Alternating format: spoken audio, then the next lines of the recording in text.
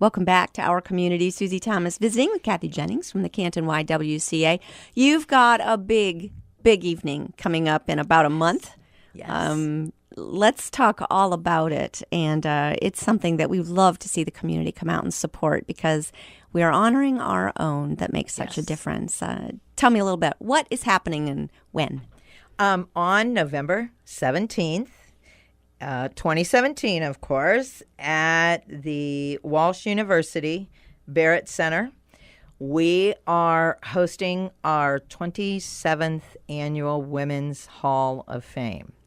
And we are so excited to do this. 27 years ago, with being a YWCA and wanting to recognize the women in the community that are those that a lot of times behind the scenes. They aren't recognized, don't sometimes wish to be recognized. They don't go seeking recognition because they just do what they do. And so with being a women's organization and wanting to be the voice for every woman, whether you're the president of a company or whether you're the person that is getting your child out to school in the morning and doing a lot of volunteer work in the community and taking care of others in the community.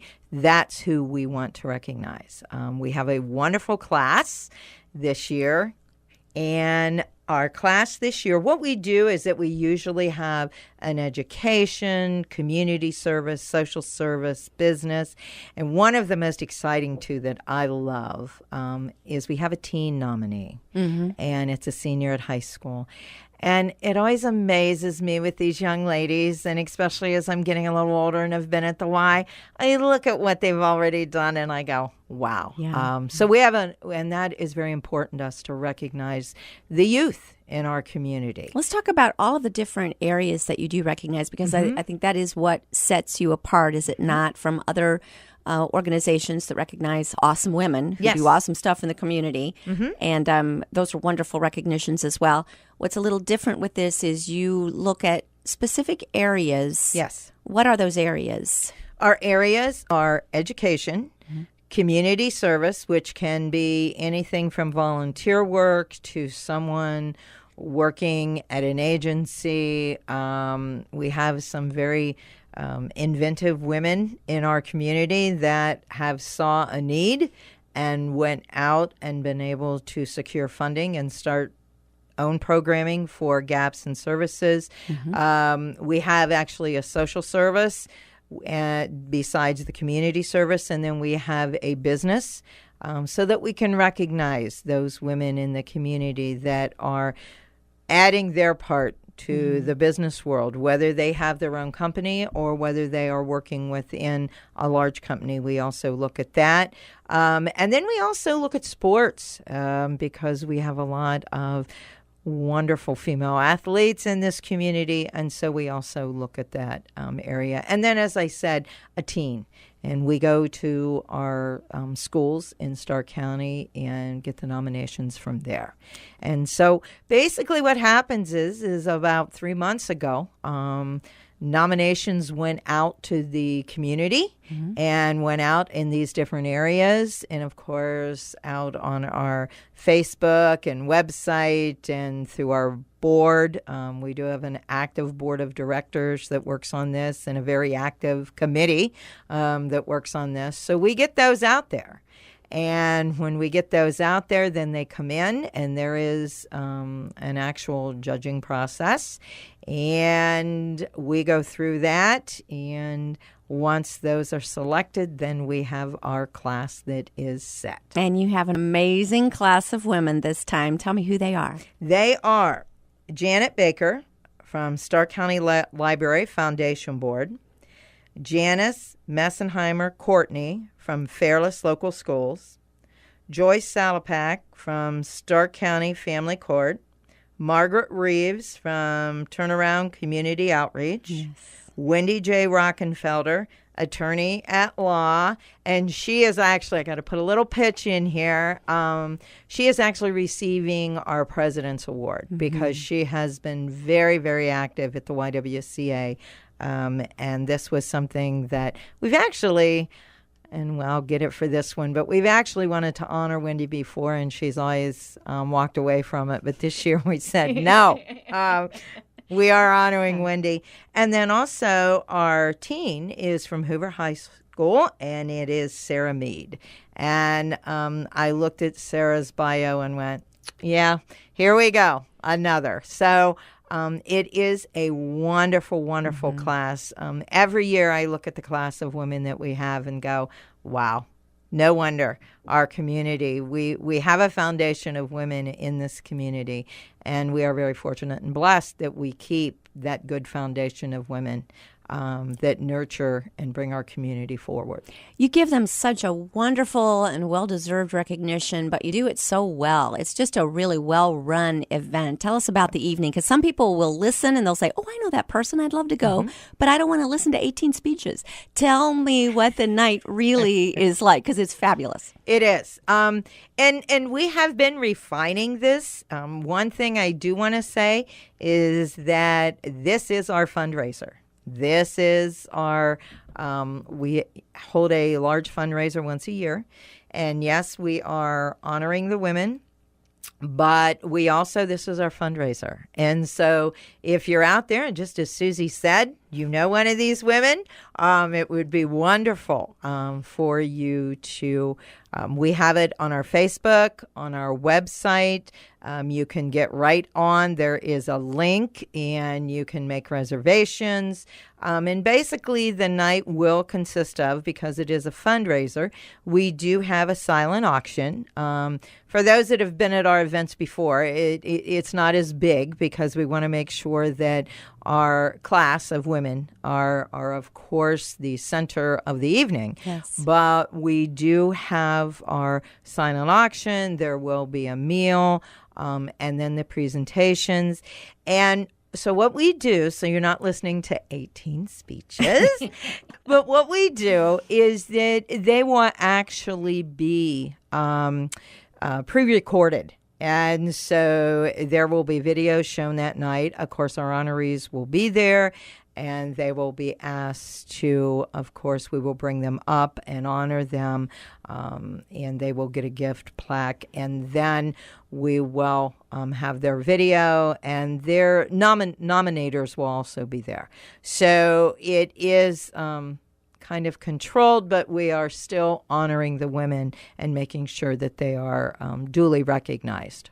So that is basically the evening, and we will have a few live auction items too, some larger auction items that will be coming in. And to keep up on what those items are, we will those will be listed on website and on also on our Facebook page, and we'll be sending out, especially as it gets closer, updates on the event. So go to the website, ywcacanton.org, and see what you can bid on. And again, it's November 17th at Walsh. What time do things get started?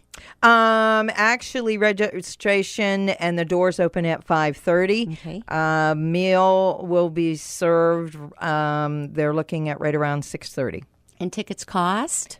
Ticket cost is $50. Okay. And we get those from online or Online, other ways? yes. Okay. Or if you just call into the YWCA. And that number is? 330-453-7644. And when you call in, you would just ask for Autumn Kendall, and she is our young lady there that will be handling the Women's Hall of Fame. Awesome. Awesome. All right. Awesome. All right. Now, let's talk also about what most people think of, I think, with the YWCA, and a place for gals to stay when they are just needing temporary housing. Yes. And you provide amazing temporary housing for people and support services for them to get back on their feet. Not to mention one of my favorite things, a spa day for them once a year, which is always awesome. Talk about the services for these young ladies. We have on site at the YWCA, we have 36 rooms, and then right across the street we have 5 actually family apartments. But we have so we have a total of 41 units where we provide emergency housing. And basically what happens is the person calls the homeless hotline, and then they will be put on a prioritization list, and we will pick them up as someone leaves. And our social workers, we have case managers that bring them in. They do a face-to-face, and we get them settled. We meet the basic necessities. Do you need food? Do you need personal products? Do you need, shampoo, soap, toothpaste, toothbrush? We have a food pantry right on site. And, we will go through that. We will give them a setup. When they go in their room, there's clean sheets, blankets, pillows, everything's ready to go. And there will be a box sitting there. And in that box, there will be clean towels and washcloths, soap, all those personal items. There will be dishes. There will be silverware. There will be glasses and cups. And then some pots and pans to cook with. So, and each one does have their own room. It is dormitory style as far as bathrooms go. We have multiple large bathrooms on the third floor. And the nice thing is it is secure. Every resident comes in, does get what we call a swipe card. And they have to have their swipe card to get to the floor. And so it is secure for the residents, and we do have staffing there 7 days a week, 24 hours a day, so that if anything does arise, that we have someone there that can help meet those needs. And Kathy, it sounds like, though, I don't mean to interrupt, but as you're talking about the things that you provide, you obviously need people to provide those for you to be able to give to them, right? So yes. I'm guessing, let's give a wish list. What do you need? Because it sounds like if you're providing soap and shampoo and shavers and all kinds of things that gals need, I'm thinking feminine hygiene products, you things that you don't necessarily think of, but that they would need. And then I'm wondering what about for the children who, by no fault of their own, are finding themselves living in temporary shelter? What can we provide for them that would help them feel safe and secure, like nice PJs or something like that? We actually have a group. We actually have a group that brand new blanket and PJs. It is gift wrapped up for them in a nice little bow. And when they come through, the children do receive that. Do you take stuffed animals? Unfortunately, no. Right. We do not take stuffed animals. And that's these blankets and PJs. They are new. Yes. And they are, in fact, the group made the blankets. So unfortunately, with critters out there now, we have to be very careful of what we take. But clothing is huge. And we do have a very large donation room, and it is set up just like a store. And we take everything from knickknacks, because when they move out, we want them to be able to build a home. And the less things you have to spend money on.